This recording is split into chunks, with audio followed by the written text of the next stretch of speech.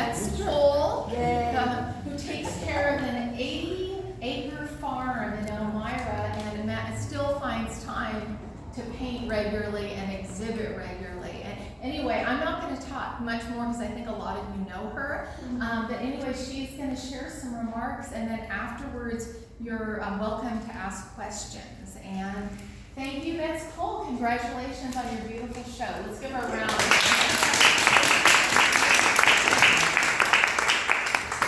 I so appreciate you showing up. It's a holiday weekend. And just a shout out to my sister, it's her birthday. Woo! Yeah. So people often ask me why I like to paint, on-site meaning at the place that I paint. It's called plein air, and there are many different reasons. I mean, you have to deal with the bugs, you have to deal with the rain, you have to deal with, the noise sometimes, but, and like a calm afternoon painting in my studio with controlled environment sounds pretty nice, but I miss a lot. I don't connect as intimately with the landscape, the site, the people, the sky, the birds, as when you're just standing out there painting. So the landscape is my classroom, and I learn and explore, and each place tells me something different. So let's take a look at some of these places and what I learned.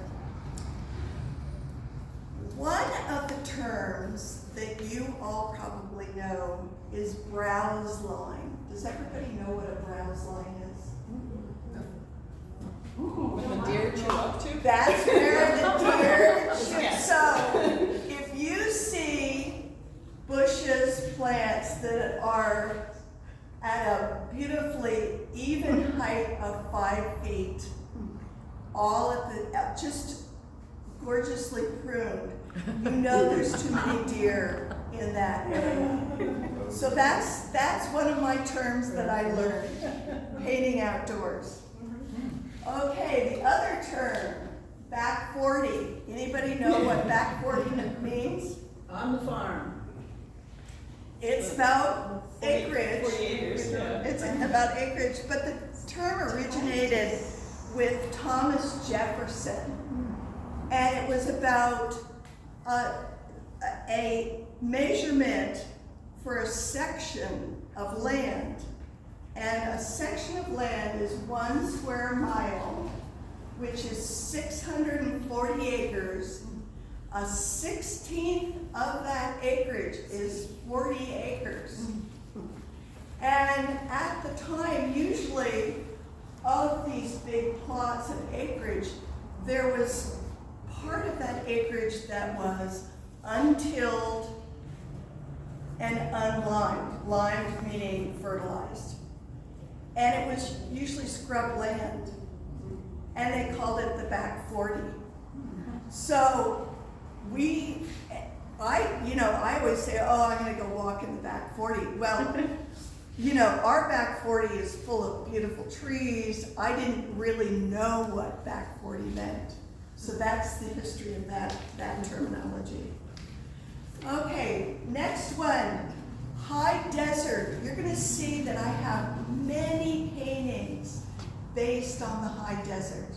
So this one over with the big frame there, and the diamond cowboy, and then the blue painting there in the corner, that's all high desert. And high desert is arid country, and there's a high elevation or latitude. It's also known as cold desert. And each of these areas have their own ecosystems and their own animals. And it's just been wonderful to be able to drive over to Diamond, Oregon, French Glen area, and paint out with all of this expanse of land in these elevations, and I can look down and I can get down in the valleys and look up. So let's connect with Diamond, Oregon. How did Diamond, Oregon get its name? I have the Diamond Cowboy right over there. He's on his horse and he's rounding up the cattle. So the McCoy family came into that area in eastern Oregon, and their brand was in the shape of a diamond. So the McCoy family still owns that land, and it's the diamond area, and there is a diamond hotel there, which is so wonderful. You can get rooms there, and they have a big dinner that they serve family style. What year did you arrive there? In the 1800s sometime. I'm not quite sure specifically. Yeah. So then, a drift fence. Anybody know what a drift fence is? For the snow? Good snow guess. Tumbleweeds? Tumbleweeds? It's a barbed wire fence across an open pasture that's strung in a curve. And so when you're rounding up your cattle, you don't want to get them stuck in a corner. So you put in your curved drift fence. Okay, we have many buttes in this area. And a butte is a mesa. And it's a mesa orphan. So it's a freestanding remnant of a larger piece of land. So we've got Spencer Butte. We've got lots of buttes around here. And the rain beats down on these big pieces of land and wear them away, and then the butte is left.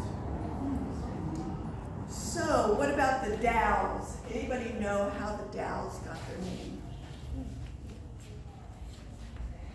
It was a French word meaning gutter.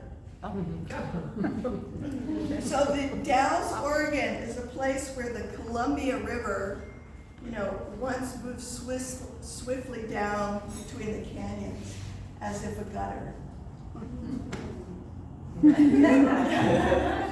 See, and I didn't know all this stuff until I started painting in these fabulous places, and I'm going, oh yeah, that's a mesa, and that's a basin.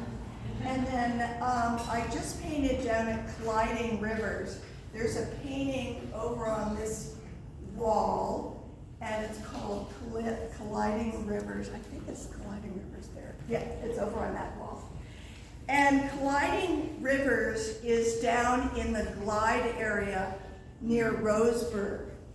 And it's a really rare geological phenomena because the two rivers come together. It's the Umpqua River and the Little River, and they come at each other at almost a right angle.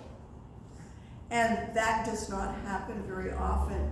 So then when they come together, then they sort of meander and head to the Pacific Ocean. Just a few more. I have a painting of an oak savanna on this front wall here. It's right in the middle. Anybody know what a savanna is? It's a meadow.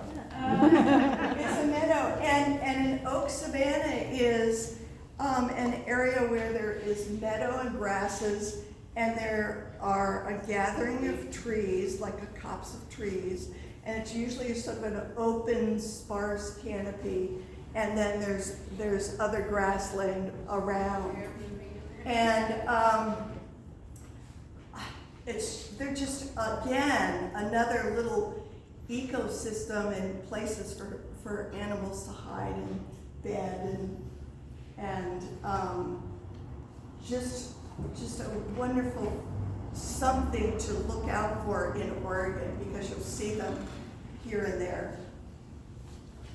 Let's see, okay. So playa, so this painting, right straight through the mountains, that is, I did that when I was in a residency at a place called Playa, Playa. And usually that means beach, shoreline, but it often means a lower area, and it's dry, it's gravel bottomed, and wetlands come in, come out, they funnel in water and then it evaporates. So sometimes playas are wet and sometimes they are very, very dry. When I was here, and this area is in Summer Lake, it's near the Klamath area, the wind would come and whip through the area, and all this alkaline dust and dirt would just whip around and create these big clouds, and then it would be gone. It was so gorgeous, it was amazing, but you had to be really wary when you were painting.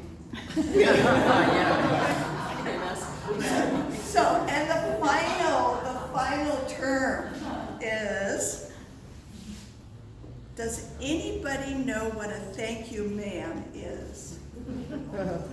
A thank you ma'am. It is a bump or depression in a dirt road. And the way that it got its name is that, you know, when you go over the bump, you sort of go forward as if you're going, yeah, thank you. Yeah. Hello. So that's all of those terms that I discovered or looked up after I started painting outdoors and seeing what the landscape was like, and the differences and what the weather does to the land. So thank you for coming, and please take yourself out into nature's living room, which is the landscape. Look around, be curious, and make sure you play. Questions? I have a question. Yeah. You were talking about, you referenced Playa, which is a wonderful artist residency, and I've heard of many, accomplished artists. I know you have to apply, and it's a big process to get chosen. And you have that big painting that features your daughter, Right. And a beautiful landscape. Can you tell us, like, what, you arrive there, you get this studio, and then and then you're on your own, I assume, and so what is a day at an artist residency like? The first day is kind of scary because you arrive, you've packed your whole car, you've got your easel, you've got your paint, and my first day is always a look around day. And you put your stuff in your cabin and you just cross your fingers that it's nice. And Playa was absolutely gorgeous. The cabins were wonderful. I did a mother-daughter residency, so my daughter was with me, and we decided our first day that we'd get our paints and easels out, and since it was so beautiful, and we'd go out onto the playa, which was just this lovely whitish color, and everything was calm and wonderful. So we get our little backpacks on and set up our easels out on the playa, because it takes about 15-20 minutes to walk through the brush and be in this alkaline area. So we set up and I start drawing, and Mackenzie looks at me and she says, "Mom, look behind you."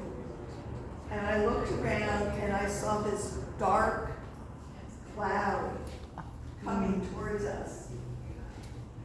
And so the dark cloud was just a windstorm. It was just this puff of dust, and we sort of tried to gather our stuff up, but my painting went that way, my easel went that way. We sort of just sat down in the, in the dirt and let it go by, and then it was over, and we packed up and then had dinner.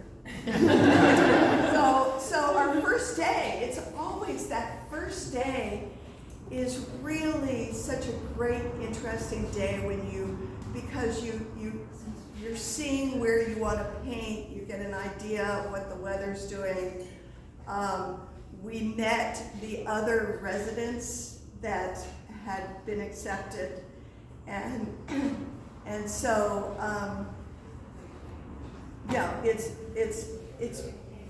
I really like the feeling of going to someplace new. Like when I used to travel and do painting competitions, so it was all over the country, and I did one in Ireland too. But you go there and you rent your car and you drive to the site where you're going to be painting, and I usually go a few days ahead of time, and I would drive around and sort of check out. I would write down areas when I passed by that looked like it would be interesting to paint. And also you also mark the time at which you drive by these places, because the sun is doing certain things, the temperature is a certain way, your shadows, because you want to be when it's a hot area, you want to be in the shadow of a tree. So that's what you do, and it's a lot of unknown, and I like the unknown. Just like I like to go to new places, I like to paint new things, which makes me really, really work hard and figure out color and shape and texture. Good question. Thank you. How old were you when you started painting? My mother wanted me to be an artist, but I wanted to be a scientist. So I got through high school and I went to college, and I took a few art classes here and there. And then I decided that I didn't want to be a scientist, that I really liked artists better than I liked scientists. And so I transferred, and I got into an art and design program at Cornell University, and it was called environmental design. And so it was the 60s, and we were taking in consideration how it affected the environment, and we borrowed colors and textures from the environment. And it was just a great program. And then I moved to New York, and I was a graphic designer. In York, England? In New York. Oh, New York. New York City. And so there I would go into the museums, and I painted a little bit, but not much. And it wasn't until I got to Oregon, and I was a graphic designer here, and then I decided to teach graphic design and started the graphic design program over at LCC. I'm taking you through this journey. So then I went over to Hawaii I took somebody's place, and they were off on a sabbatical, so I taught their classes. And while I was there, several people convinced me that I should go back to school at an older age and get a master's, because then I could travel the world and teach. So I came back to Oregon, and I went to the U of O, and I enrolled in the painting and drawing department. And I fell in love with drawing. And then I fell in love with painting. So I'm a late starter. But I always had that love for art and color and design and painting, you know, since I was a little girl. You're not as old as Grandma Moses yet, though. No, I'm not, almost. So it's just been, it's been really exciting because, you know, this is what I'm gonna do until I die. You know, it's like, I am painting, I will paint. You know, you'll find me sort of on the ground by my easel. Happy. Yeah. I have a personal question. Yes. Did your family ever own 40 acres in Trent on the Willamette River? So the question was, did my family own any land in Trent, in Oregon? And no, I was the first coal to come west. My mother was horrified that I was moving west and wanting to be on a farm. And because we came from a city and suburb, and bugs were really scary. There's more bugs back there than here. Other questions, great questions. Yeah, I'm looking at your paintings. You know, I see like that. You know, your paintings appear to be like real. I think the best way to describe your work is that, you know, it does have this poetic quality. It's kind of like a marriage of the actual, you know, varied landscapes or topographies here in Oregon, and also of your own, you know, painting style. And I was kind of wondering, like, how much of it would you say is like your response to the landscape, and how much of it would you say is more just, you know, what you bring to your artwork? What a good, confusing question. I think that the way the way we use our hands, the way we grasp a paintbrush, the way we hold a spoon, it's all very personal, and there's a rhythm to it, and that rhythm is what the painter brings to the painting. And then we all see differently. So I'll walk past somebody and somebody will say, oh, well, she's got a bag strung across her shoulder, but I saw her dress. So what did you see first? And so when I go out in the landscape, it's like, what do you pick? You've got the whole world. What do you pick to be on that small canvas or large canvas, whatever? So it's you know, and then what color are you using? And so I might have had a conversation with another artist the week before, and we started talking about using a different palette. So you're gonna see that, take a look at King Estate painting, and then take a look at the colors that I used in the elk painting. And you're gonna see totally different palettes. And this one from King Estate, I was talking to somebody about changing up my palette. So I have more of a turquoise blue in it. This one with the elk, I have a blue that's called cerulean blue.